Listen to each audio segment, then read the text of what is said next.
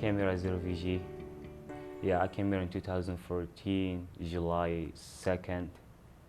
Yeah, and I started in Newcomer, and I didn't speak English like for 1 year, and then in sophomore year I started to learn a little bit, and now I speak way better. Wasn't not like anything in the state, like except my name, my age, where am I from, and no English. That's all.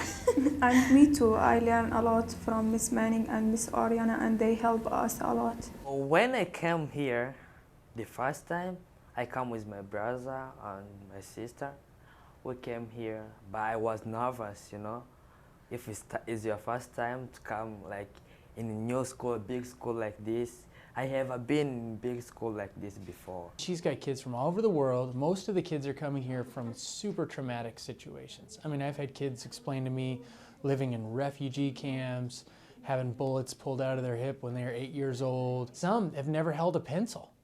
The only life they've known is violence and trauma and trying to get out. They don't know English, they don't know the culture. She is the starting point for them in Spokane Public Schools. I'm their very first teacher. Ms. Orellana and I get to work together and introduce them to the public school system in the United States. Many people don't understand what we do. In fact, people ask me, so how can you teach English if you don't know other languages? And that's because there's lack of awareness. We get to be the ambassadors, and we get to set the tone for them. And that is just, I mean, you can't even describe how that feels. All right, you guys, sit down.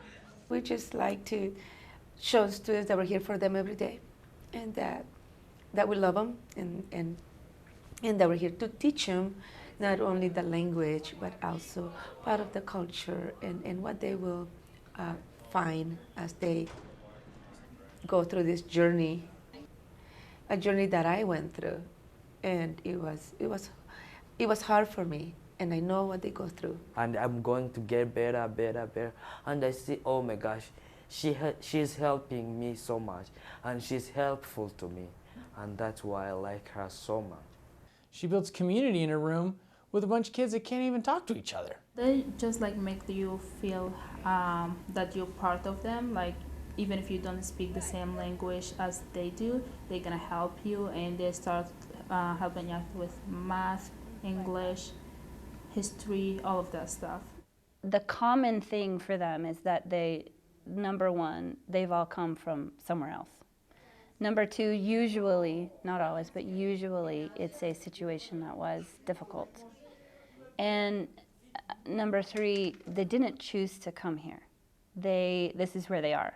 She was talking to me, she was just smiling, she was so happy to see new people. When we had the snowstorm and the windstorm, when there was no power or electricity or water in some homes for weeks on end. She went to go check on one of our students who she knew was in an area where they had lost a lot of power. Well, she found out that they were trying to heat their house with a gas grill, like the barbecue grill in the house. They've been here for a couple of years, but they were not used to that sort of cold in the middle of the winter. So she went in and she said, hey, you know, you can't use the barbecue in the house, it's gonna make you really sick. So she made sure that they turned off the barbecue, opened up all the windows. Found out later 2 family members were sent to the hospital because of the exposure they'd already had. Critical. They had been airlifted to Seattle and were on their way back. Both the mother and the daughter survived. Now, if they would have still been in there for 2 more hours, we would have had a tragedy on our hands. She's a good leader.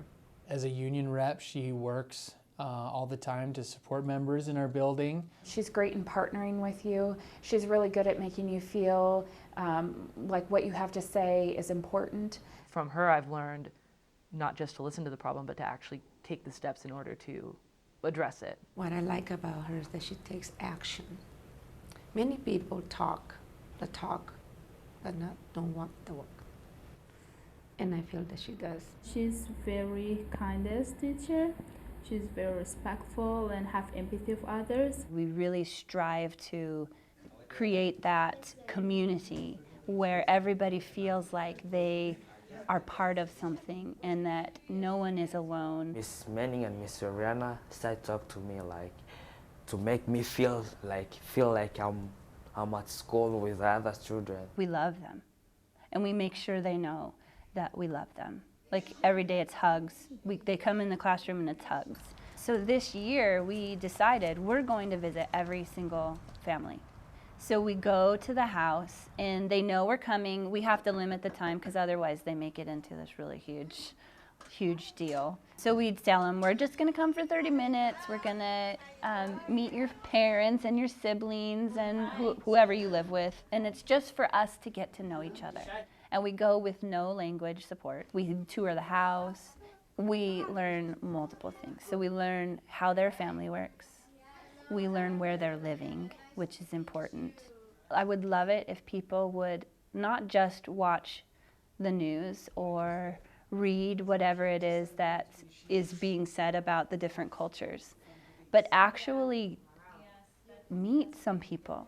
Go out and meet them and learn about them, because they're families and they're here. They're not here for any reason besides this is where they had to go. So walk in the community. We are going to do this tomorrow. We're just going to take a walk, and as we go, we're going to sketch the important places so that later when we do the project, we will actually have actual experience with a community so that they can identify areas and make a map. And then maybe that will transfer to them looking at their own neighborhood and their own little community that they actually live in. And she teaches them how to speak, how to write, and she's doing that with all these different languages in the same place. We sit in the same table at lunchtime, we hang out, and then now we don't hang out with each other because, yeah, we hang out with like American people. I was one of them, and my wish was always to learn, to be successful so that I can look around and see who needed me. We're telling them that when we first come here, we was just like you guys, like we had no English, but now with Mrs. Manning and Orellana's help, we grew our English. So Hussein came to the Newcomer Center when he was 20 years old. I couldn't talk to nobody but Mandy Manning. She was my English teacher, so she was the only one that could really understand what I say. I found out that he had cut hair in Iraq, and I was like, oh my gosh. And so I immediately called the Skills Center, and I was like, can we do this? I didn't know what she was doing. She left, she came back with papers. She was so excited, she's like. And so the next day, he was at the Skills, and he was so excited, and every day he'd bring his textbook, and we would go through the lesson, and it was hard, like biology. And I couldn't go through the whole thing without Mandy Manning. She was just making sure that I go to school. I wanted to skip. I was 21 at the time. 20. I wanted to skip and be 20 years old. It took a little bit of maneuvering, but we were able to get him into a really, really good cosmetology school here in Spokane, and he worked his rear off. She pretty much taught me how to start a conversation with somebody you're afraid to talk to, because I was really afraid to talk to people. The one word that I could say to you is thank you. And you have a big place in my heart. She understands the trauma they're coming out of, but she's calling them to something greater, and she doesn't make excuses for them. It's pretty compelling, really. I want to go to college. I want to be a pilot, and then I want to have a house. I want to have a good family, and then when I have a lot of money, I'm gonna help ALD program. I would like to be a doctor, lawyer, or policewoman. Frankly, part of the American dream, right, forever, is we've had people from all over the world come here looking for a new life. Well, she is on the front lines of making that happen. We would be so much better off as in our culture if we made every effort to help them feel welcome and learn how to navigate our community. The welcome she gives to these students, it's not only for them, it's for their parents, it's for their community, it's for our community. If we meet them with distrust or disrespect, that's going to do more negatively than if we welcomed them and helped them. Because they're not here to do anything besides live. I hope that they are very successful.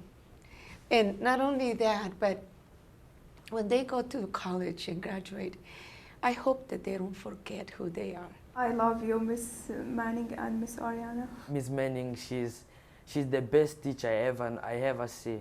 I'm so proud of you. I'm so proud. You're always proud of me. I never said that to you. I just want to thank her so much for helping me and help other students. So I just want to say thank you very much, Miss Manning, for helping us, and I hope that we can be what we want because you already helped us. My hope is always that they will be happy, that they have enough confidence, that they will be able to move forward and find success, whatever that is for them, and that they will always remember that they have people who believe in them.